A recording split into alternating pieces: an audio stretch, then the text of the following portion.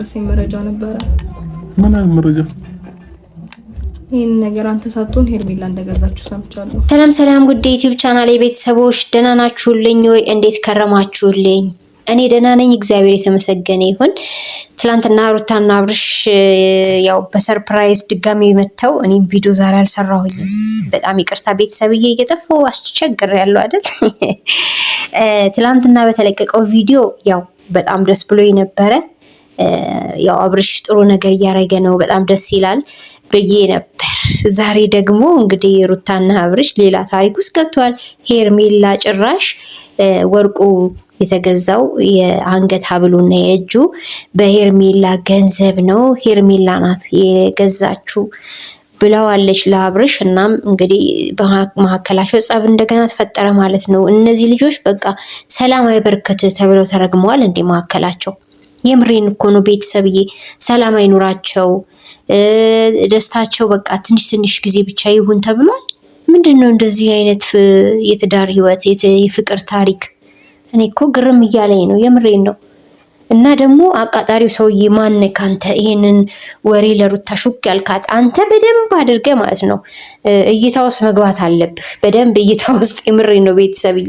እንዴ ትላንትና ልጆቹ ሰላም ሲሆኑ አይተው ዛሬ ደግሞ እንደገና ወርቁ የገዛችው ሄርሜላ ናት ብለው ይመጣሉ። እንዴት ነው ይሄ ሰው እንደዚህ ብሎ ለሩታ ሊነግራት የቻለው? አብርሽስ በዚህ ልክ ይዋሻል ብላችሁ ታስባላችሁ ቤተሰብ?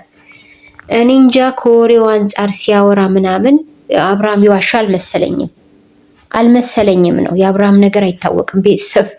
እና ደግሞ ሄርሜላ ስለሆነች ምን ስለሆነች ነው ለሩታ የ400,000 ብር የወርቅ ጊፍት የምትሰጣት? የአብርሃም አይበቃም እንዴ?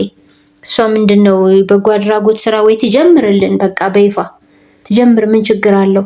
ለጽድቅ ይሆናታል። ኩነን እየሰራች እዚህኛንም ከምታናድደም ማለት ነው እንዴ። ጭራሽ ወርቁን የገዛችው ሄርሜላ ለሩታ። ኧረ የማይመስል ነገር ነው። እንደዚህ አይነት ወሬ ያወራው ሰውዬ ማን ነው? በነገራችን ላይ ሩታ ሁል ጊዜ አንቺ ትንሽ ደስተኛ ስትሆኚ እየመጡ ያንቺን ሰላም የሚፈውዙ ሰዎች ላይ በጣም ትኩረት አድርጊ፣ ባይዘዊ ማለት ነው። መረጃ እንደነገሩሽ እንዳለ ሆኖ ግን በጣም ትኩረት አድርጊ። እነዛ ሰዎች ለምንድን ነው ብዙ ጊዜ አንቺን ሰላም የሚነሳ መረጃ ለአንቺ የሚያቀብሉሽ? እነዚህን ነገሮች በጣም ትኩረት አድርጊበት። ምክንያቱም የእናንተ ሰላም ለነሱ ሰላም የሚነሳቸው አይነት ሰዎች ሊሆኑ ስለሚችሉ እና እንደምታውቁት ደግሞ ቡራና አቤል ማለት ነው ከፍተኛ የሆነ የአብርሃምና የሩታን ትዳር ለማፍረስ በመስራት ላይ ያሉ ልጆች ናቸው፣ በከፍተኛ ሁኔታ ማለት ነው። ትላንትና አቤልን አይታችሁታል አይደለ? ለነ ካሌብና ለማን ነው ለቢኒ ማለት ነው ምን ሲላቸው እንደነበረ። በቃ አብርሃም ደስ ያለውን ነገር አደርጋለሁ፣ አብርሃም የወደደውን ነገር አደርጋለሁ፣ ሩታን ከፈለገ ሩታን፣ ሄርሜላን ከፈለገ ሄርሜላን አላለም። የስድብ ጥግ ወይም የስድ ጥግ ማለት የተናገረው ንግግር ማሰብ የሚባል የለውም። እና ይህን ያክል ነገር በሩታና በአብርሽ ህይወት ውስጥ እየተሰራ እስከሆነ ድረስ ይቅርታ ሩታም ማስተዋል አለብሽ። ለምንድን ነው እነዚህ ልጆች በዚህ ልክ እናንተ የሚፈታተኗችሁ? አሾክሿኪና አለቅላቂ የበዛው ስለምንድን ነው እንዴ? እናንተ ለምን ብቻችሁን የሆነውን ነገር ሁሉ ተነጋግራችሁ በቃ ትዳራችሁ መቀጠል ከቻለ እንቅጩ ማለት ነው ወደ እንዲቀጥል ማድረግ፣ አለበለዚያም ደግሞ የማይሆን ከሆነ ነገሩን መፍታት፣ በቃ መቋጨት፣ አለቀ እንዴ። ህልምስ ተፈርቶ ሳይተኛ አይታደርም የሚባል ነገር አለ። ትዳራችሁ ገና ለገና ይፈርሳል፣ ገና ለገና ልጃችን ለብቻ ያድጋል ብላችሁ የማይሆን ህይወት ከምትመሩ እንዲሆን ማድረግ ነው። ለምሳሌ መስተካከል ካለበት ይሄ ትዳር ተስተካክሎ ቀጥ አድርጋችሁ ትዳራችሁን በፍቅር በሰላም መምራት። ማዕከላችሁ እየገቡ ደግሞ ወሬ የሚያመላለሱትን ሰዎች ከዚህ በኋላ ኢግኖር ማድረግ፣ ከህይወታችሁ አስወጡ። አልጠቀሟችሁም። የምሬን ነው። እኔ ከፈረንጁና ማን ነው ሌላ ትንሽ ቢኒ ይሻላል። ፈረንጁ በቃ ሌላ ማን ነው ጤነኛ? አሁን ላይም ደግሞ ካሌብ ጥሩ ነው አቋሙ። ሌሎቹ ጠቅላላ ሾክሿኪዎች ናቸው። ስለዚህ ሩታና አብርሽ እኔ ምንድን ነው እናንተ ነገር ምንም መያዣ መጨበጫ ውል የሌለው ነገር ማለት ነው። እንደዚህ አይነት ትዳር አለ እንዴ ቤተሰብ? የምር አለ? ግን እንደው ትዳር ያላችሁ ሰዎች እንደዚህ አይነት ትዳር አሳልፋችሁ ታውቃላችሁ? ኧረ በጣም የሚገርም ነው።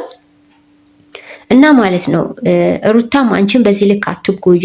ለመሰለሽ ይሄን ወሬ እና ይሄን መረጃ የሚያቀብልሽ ሰው ማን ቢሆን ነው ማን ነው የሚለውም ደግሞ ጥያቄ ውስጥ መግባት አለበት። አቤልን እንዳታምኙ፣ በነገራችን ላይ ቡራን እንዳታምኙ። በቃ ስለሌሎቹ አላውቅም፣ ግን ሁለቱን በፍጹም እንኳን ቆመሽ እናቴ ከባድ ነው። እነሱም ማመን ከባድ ነው በጣም። ስራቸው ሁላ ድርጊታቸው ሁላ የሆነ ከጀርባው የሆነ አጀንዳ ያለው ጥሩ ነገር አይደለም የሚሰሩት ነገር፣ በተግባር ስላየ ነው ማለት ነው።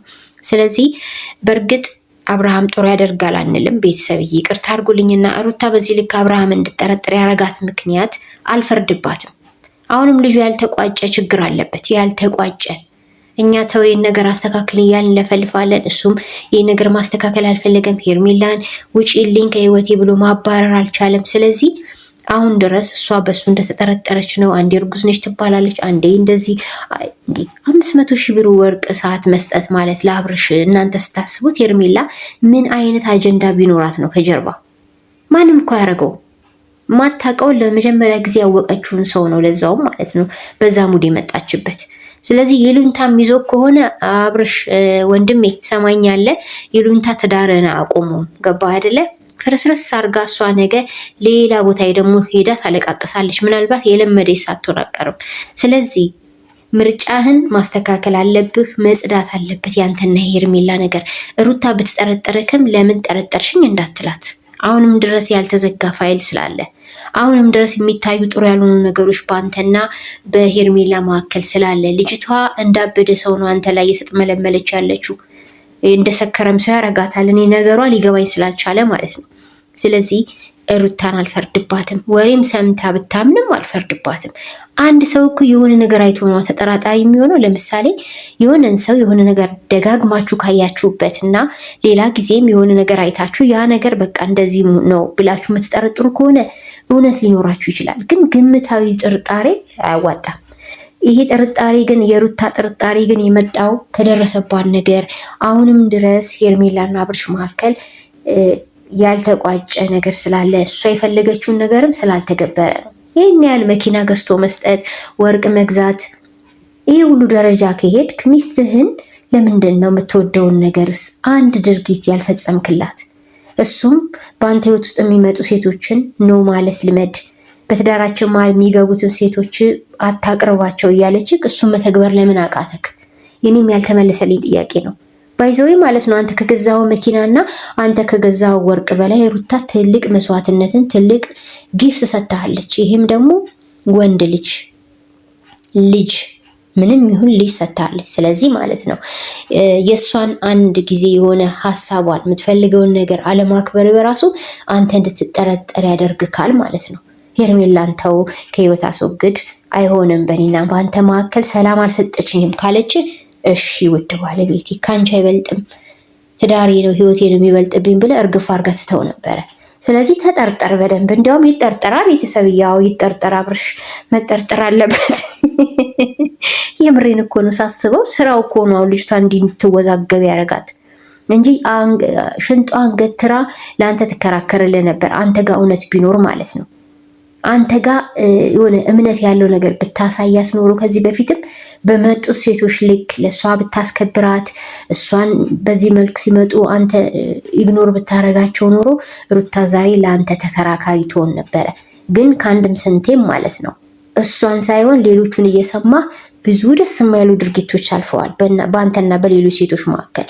ስለዚህ ሩታ ወድ አይደለም ብጠረጥርህም ወርቁ በሷ ተገዝቶ ነው የመጣው የሚለው ነገር እውነት ነው አይደለም ፈጣሪ ነው የሚያውቀው። ግን እኔ መጨረሻው ፕራንክ ይሆን ብዬም ጠርጥሬ ያለው አላቅም። እሱም ደግሞ ያው ወርቁን ተቀበለኝ ብላ በግድ ይዞ ሄዷል። እንግዲህ ሜቢ ክፍል 2 ላይ ሜቢ ፕራንክ ነው ልትለው ትችል ይሆን አላቅም። ቤተሰብ ግን አምራለች ሩታ፣ ምርር ብሏታል። የምትናገረው ነገር የሰማችው ነገር እንዳለ እያየች ያለችው ደስ እንዳላላት ግልጽ ነው። ሚዲያም ፊት መናገር አልፈልግም እያለች ነበረ። ማለት ሁሉም አይነገርም፣ እውነት ነው። ስለኔና ስለአንተም ይሄ ስለ ወርቁም ጉዳይ ስለምንም ግዴታ በሚዲያ ስለተጀመረ ህዝብ ይወቅ ብዬ ነው ብላ ነው ይህንን ቪዲዮ የሰራችሁ ማለት ነው። እና ቤተሰብ እናንተ የዛሬውን ቪዲዮ እንዴት አያችሁት? ትላንት ደስታ ነበር፣ ከትላንት ወዲያ ደስታ ነበር፣ ዛሬ ደግሞ ብጥብጥ። እኔ እኮ በቀደም ብያችኋለሁ፣ የሆነች ጊዜ ደስታ አለ እና አብርሃም ጋር፣ የሆነች ጊዜ ደግሞ ትልቅ ችግር ይዘው ይመጣሉ እና ግን ይሄ ነገር ፕራንክ ካልሆነ ሩታ ይሄንን ወሬ ያወራን ሰውዬ ላይ በጣም ትኩረት አድርጊ ልልሽ እወዳለሁ። ወዳጅ እንዳለ ጠላትም አለ ማለት ሄርሜላ ይሄን ያህል ለሩታ ክብር ፍቅር ኖሯት አስባችሁታል? የ400,000 ብር ወርቅ ስገዛላት የማይመስል ነው። ሜቢ ሄርሜላ የገዛችለትን 500,000 ብር ሰዓት ሸጦ ገዝቶ ሊሆን ይችላል። ይሄ የኔ ጥርጣሬ ነው። ይሄም ከሆነ ግን ይሄ ለሩታ የሚዋጥላት አይሆንም። ምክንያቱም ገንዘቡ የሄርሜላ ነው ዞሮ ዞሮ ማለት ነው። ስለዚህ ነገርን ከስሩ ውሃን ከጥሩ አጥሩና ነገ ትክክለኛውን ነገር ይዛችሁልን ነው። ለማንኛውም ቤተሰብዬ እኔ ኔት እያስቸገረኝ ነው። በጣም ተቸግሬያለሁ ኢትዮጵያ ውስጥ ቤተሰብ። ላይክ፣ ሼር፣ ሰብስክራይብ ማድረግ አትርሱ ፕሊስ። ማስታወቂያ አታሳልፉብኝ። ወዳችኋለሁ። ባይ ባይ።